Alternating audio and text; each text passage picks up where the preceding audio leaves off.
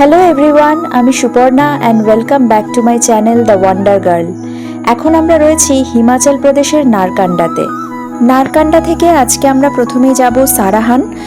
সেখানকার দূরত্ব 104 কিলোমিটার। গাড়িতে যেতে সময় লাগবে 2 ঘন্টা 50 মিনিট থেকে 3 ঘন্টার মতো। সেখানে আমরা ভীমাকালী মন্দির দর্শন করব। তারপর আমরা সারাহান থেকে যাব সাংলা। সেখানকার দূরত্ব 86 কিলোমিটার। সময় লাগবে 2 ঘন্টা 50 মিনিট থেকে 3 ঘন্টার মতো। সাংলাতে আজকে আমাদের নাইট স্টে রয়েছে। এই হলো আমাদের আজকে ট্যুর প্ল্যান। সিমলা থেকে প্রায় 65 কিলোমিটার দূরে সমুদ্রপৃষ্ঠ থেকে প্রায় 8850 ফুট উচ্চতায় অবস্থিত ছোট্ট একটা পাহাড়ি শহর নারকান্ডা যেন প্রকৃতির আঁচলে মোড়া এক নির্ভেজাল শীতল আশ্রয়। চারিদিকে বিশাল দেবদারু আর পাইনের বন, দূরে সাদা বরফে Dhaka হিমশৃঙ্গ।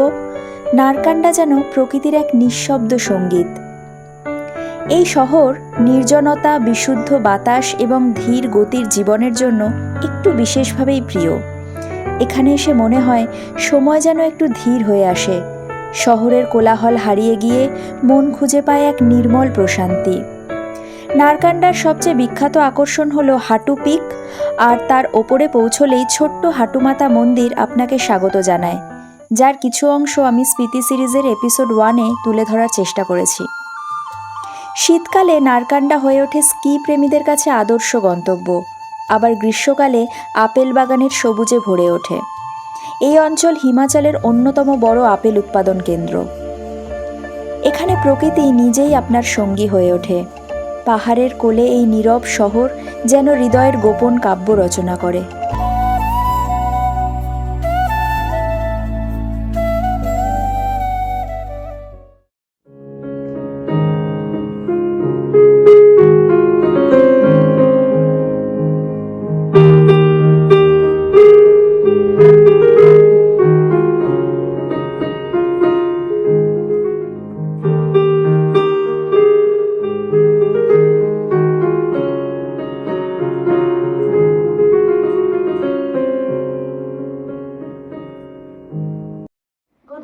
Good morning from Narkanda.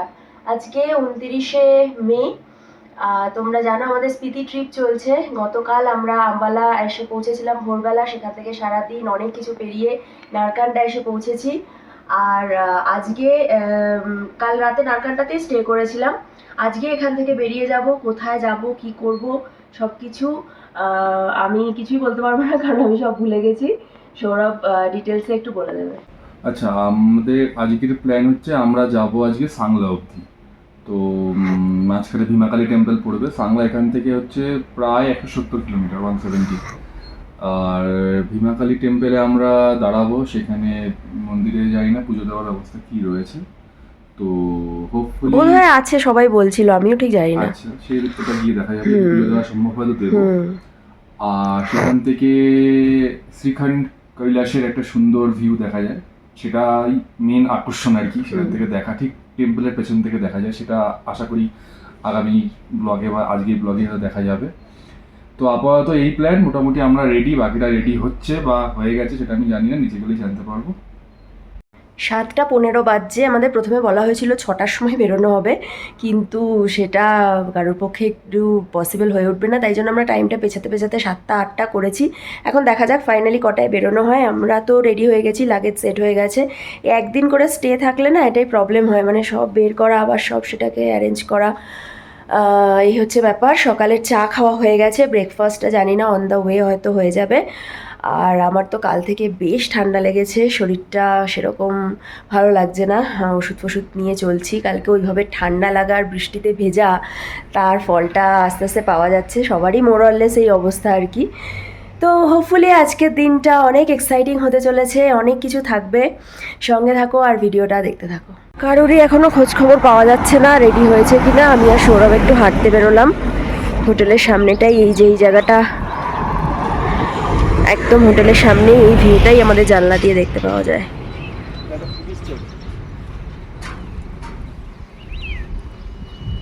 এই এত সুন্দর ভিউটা, মানে সত্যি মনে হচ্ছে নারকান্ডাতেই আরেকটা দিন স্টে করে যাই। কি বলবো, আসলে প্রতিটা জায়গায় এত সুন্দর না, একটা দিন করে থেকে ঠিক পোষায় না। এই হচ্ছে টোটাল ভিউটা। বাইরে ঠান্ডা এখন মোটামুটি আছে। অ্যাকচুয়ালি আমাদের বডিগুলো না সব একটা টাইমের পরে গিয়ে অ্যাডজাস্ট হয়ে যায়। কালকে যে বিশাল ঠান্ডাটা লাগছিল, আজকের পর থেকে আস্তে আস্তে অতটা ঠান্ডা মানে লাগবে না, অতটা কষ্টও হবে না। এখন একদম কমফোর্টেবল লাগছে। সুন্দর রোদ উঠেছে, ওয়েদার তো ক্লিয়ারই রয়েছে। দেখি একটু হাঁটতে হাঁটতে সামনেটা কতটা যাওয়া যায়, তারপর আবার চলে আসবো।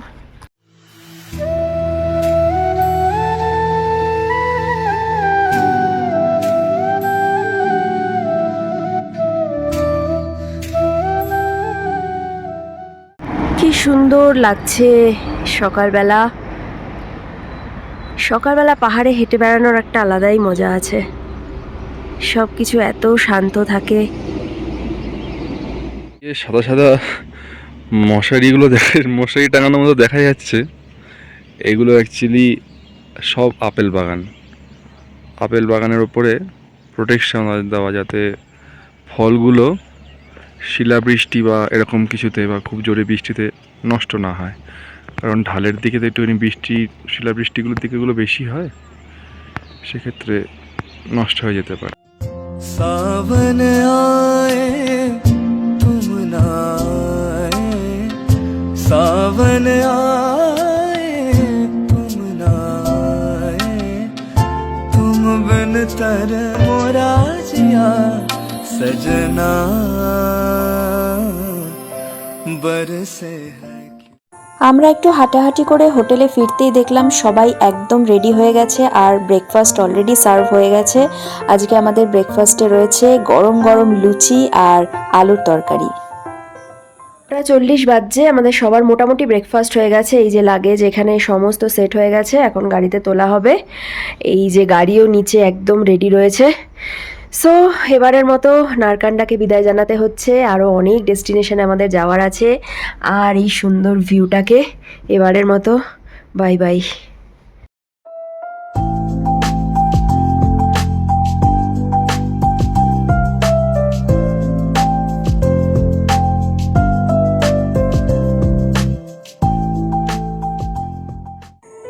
নারকান্ডা ছেড়ে এখন আমরা এগিয়ে চলেছি সারাহানের পথে। সিমলা থেকে প্রায় 160 কিলোমিটার দূরে এবং সমুদ্রপৃষ্ঠ থেকে 7590 ফুট উচ্চতায় অবস্থিত শান্তিপূর্ণ এক হিমালয়ান গ্রাম হল সারাহান। একে কিন্নরের প্রবেশদ্বারও বলা হয়। অপূর্ব প্রাকৃতিক সৌন্দর্য, ঐতিহ্যবাহী হিমাচলী স্থাপত্য, আপেল বাগান এবং বিশেষত ভীমাকালী মন্দিরের জন্য গ্রামটি বিশেষভাবে বিখ্যাত। ভীমাকালী মন্দির ছাড়াও এখানকার অন্যান্য দর্শনীয় স্থানগুলি হল ভাবা ভ্যালি।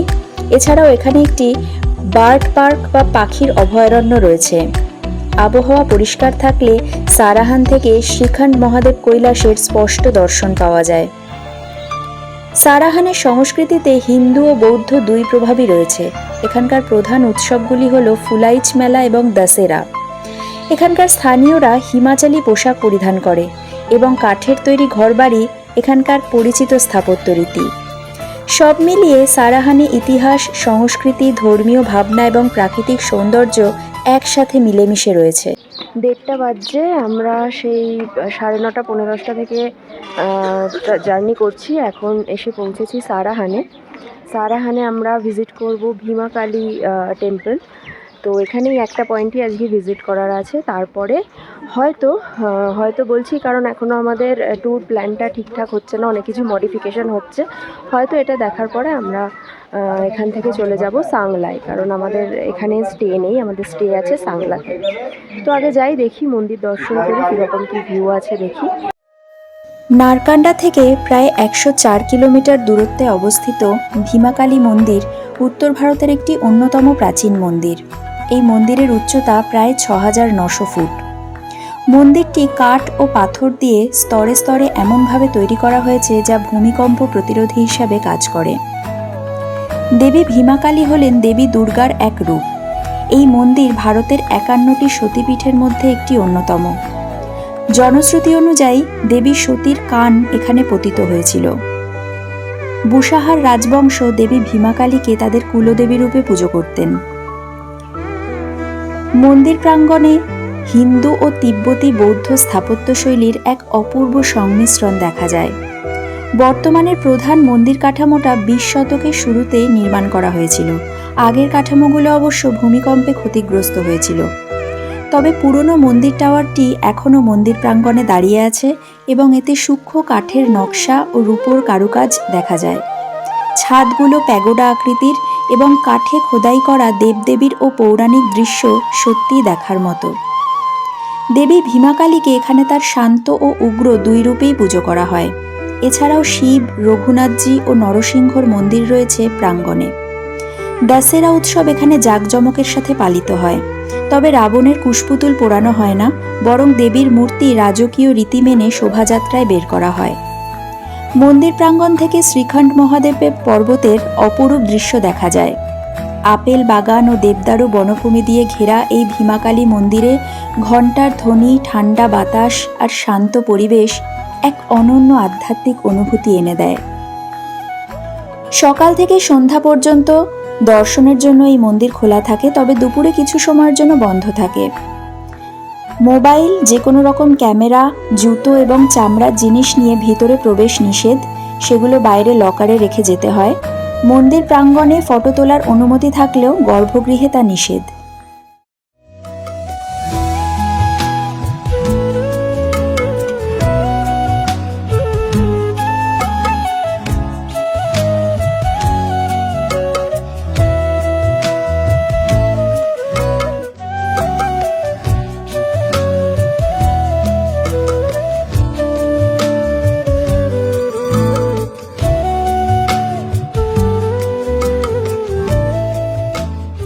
আমরা একটা হোটেলে দাঁড়িয়েছিলাম, এখানেই লাঞ্চটা করে নিলাম।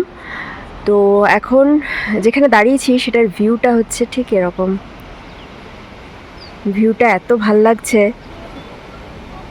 এই ভিউটা থেকে জাস্ট একটুখানি দূরে গিয়েই একটা হোটেলে সবাই লাঞ্চটা সারলাম। ভিউটা ভীষণ সুন্দর লাগছে।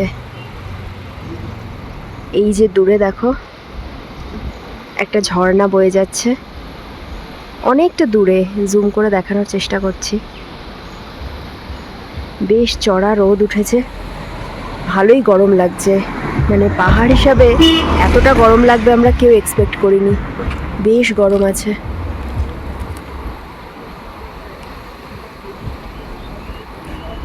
আর যেটা বলছিলাম, আমাদের লাঞ্চ তো হয়ে গেছে। এখন আমরা সোজা সাংলা চলে যাব। সাংলাতে আমাদের আজকের নাইট স্টে আছে। একটা ছোট্ট মন্দিরে এসছি, মানে সামনেই ছিল, যেখান দিয়ে আমি হাঁটছিলাম আর কি। হঠাৎ করেই চোখে পড়লো শিব ঠাকুরের একটা মন্দির। ভিতরেই এখন ঢুকেছি, ঢুকে একটু হেঁটে যাচ্ছি। দেখছি এখানে একটা ঝর্ণার আওয়াজ পাওয়া যাচ্ছে। এই যে এই পাহাড়টা থেকে বা কোথাও থেকে এসছে।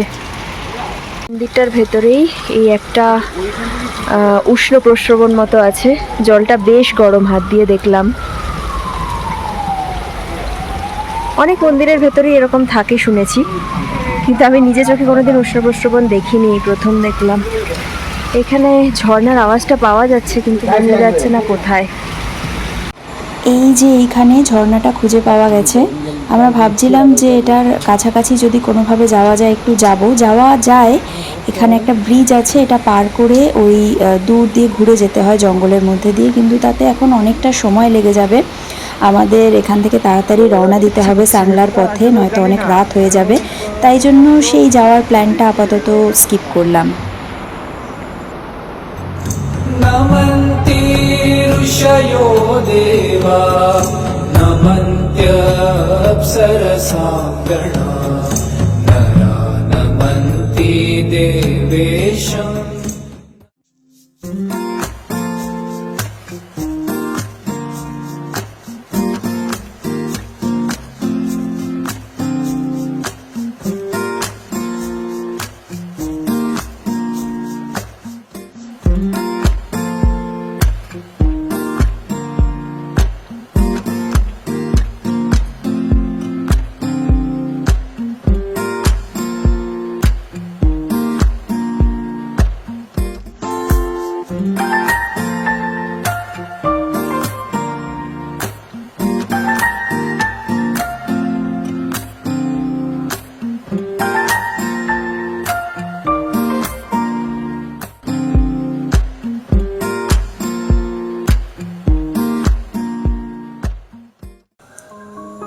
হিমাচলের গভীরে ঢুকে পড়ছি তখন। পাহাড়ের শরীরে আঁকাবাঁকা পথ বেয়ে গাড়ি এগিয়ে চলেছে কিন্নরের দিকে। আচমকাই যেন প্রকৃতি আর প্রকৌশল মিলে এক বিস্ময় এনে হাজির করলো, যার নাম কিন্নর রক গেট বা গেটওয়ে অফ কিন্নর। এক টানা পাহাড়ি রাস্তা, একদিকে খাড়া পাথরের পাহাড় আর অন্যদিকে নিচে গর্জে চলেছে সতলেজ বা শতুদ্র নদী। আর ঠিক মাঝখানে বিশাল এক পাথরের খাঁজ কেটে তৈরি হয়েছে এই রক গেট। মনে হচ্ছে পাহাড় যেন রাস্তার উপর ঝুঁকে দাঁড়িয়ে আমাদের কিন্নরের দোরগোড়ায় স্বাগত জানাচ্ছে। হাত বাড়ালেই ছুঁয়ে ফেলা যায় পাথরের গা, এমন একটা জায়গা যেখানে দাঁড়ালে শীতল বাতাসে মন জুড়িয়ে যায়, আবার বুকের ভেতর হালকা একটা ভয়ও খেলে যায়, এতটাই রোমাঞ্চকর এই রাস্তা। ডান দিকে চোখ ফেললেই নিচে 1000 ফুট গভীর খাদ আর বাঁদিকে শক্ত পাহাড়। এই রাস্তাই কিন্নর অঞ্চলের প্রবেশপথ। ড্রাইভার দাদা কিন্তু বেশ সাবধানেই চালাচ্ছেন, আর আমরা স্তব্ধ হয়ে সবাই তাকিয়ে আছি এই রক গেটের দিকে। প্রাকৃতিক সৌন্দর্য আর মানুষের সাহসী প্রচেষ্টার এক অভূতপূর্ব মিলন। গেট পেরোতেই মনে হলো যেন আমরা কিন্নরের গল্পে পা রাখলাম। পাহাড়, মন্দির, আপেল বাগান আর পুরাণের কাহিনীতে মোড়া এক জাদুকরী উপত্যকা।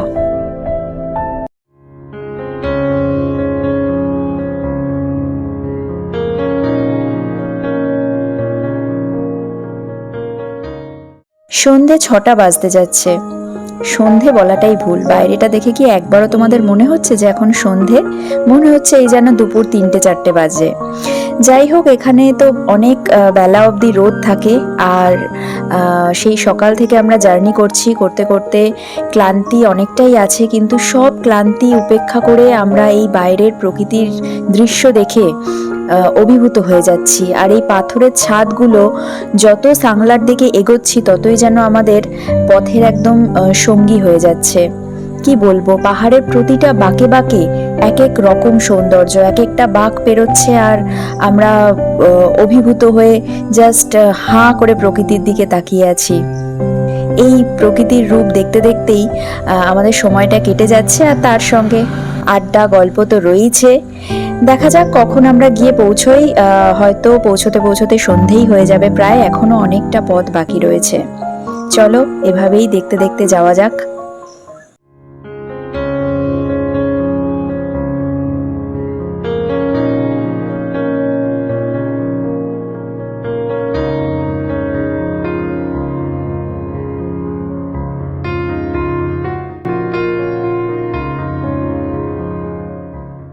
Two hours later. 8:15 বাজছে। আমরা সাংলাতে পৌঁছে গেছি, আর জাস্ট হোটেলে ঢুকলাম আর বাইরে মুষলধারে বৃষ্টি শুরু হলো। সারাদিন তো আজকে প্রচণ্ড রোদ, গরম ছিল, মানে পাহাড়ে আছি বোঝাই যাচ্ছে না, আর এখন হঠাৎ করে ওয়েদার একদম ড্রাস্টিক্যালি চেঞ্জ। বাইরে বেশ ঠান্ডা হাওয়া দিচ্ছে একদম।